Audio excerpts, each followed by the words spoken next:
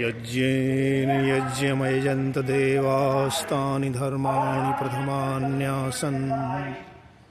Teh नाकं महिमानः सचन्त यत्र पूर्वे साध्याः सन्ति देवाः।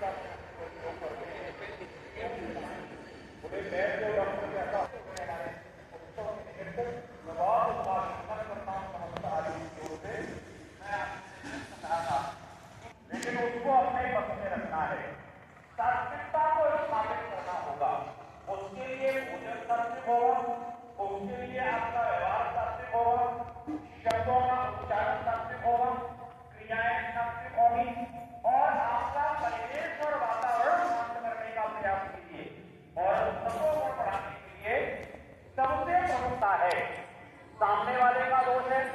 या मेरा अपना दोष है? ये दोष मेरा अपना है कि मैं सामने वाले को नहीं समझा पाया, लेकिन अपनी कमजोरी को मैं क्या करता हूँ, सामने वाले पर दोष देना शुरू करूंगा। ये कमती को अगर मैं पोजिशन में कह रहा हूँ और उसको समझ में नहीं आया तो मैं तुरंत कहूंगा तो जड़ बुद्धि है, तेरे दिमाग में कुछ नहीं घुसता, भूसा भरा हुआ है तेरे अंदर, भूसा उसके अंदर नहीं भरा हुआ है, भूसा हमारे अंदर भरा हुआ है कि हमको ये लगता है कि हमारी बात इस दुनिया के अंदर प्रत्येक व्यक्ति समझे। पर ये ध्यान रखिएगा, ये आवश्यक नहीं है कि हमारी बात हर कोई समझ पाए, ना समझे ना समझ पाए। जिस उसके जीवन के अंदर हो जाता है कि ईश्वर का सत्य गुण मेरे जीवन के अंदर स्थापित हो, शास्त्र और वेदों की आराधना मेरे जीवन के अंदर हो, मेरे जीवन के अंदर भोज्य सामग्री इतनी सुंदर हो, मेरे जीवन के अंदर यज्ञ को जोड़ने का प्रयास करेगा, वो अपने जीवन में आध्यात्मिक चित्रों के अंदर जाएगा, तो अपने जीवन का निरीक्षण करे मुझे पसंद क्या चीज है। अगर मेरे जीवन के अंदर ये सारे पदार्थ है, मुझे अच्छे काम अगर अच्छे लगते हैं, मुझे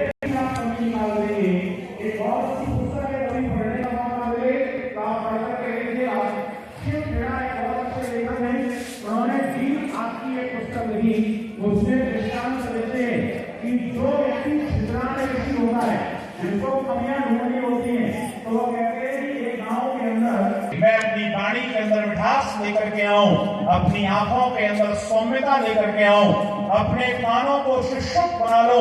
अपने हाथों को सुकर्मों से ओतप्रोत कर लो, अपने हृदय को प्रेम से भर लो, अपने मन को मैं सुमन बना लो,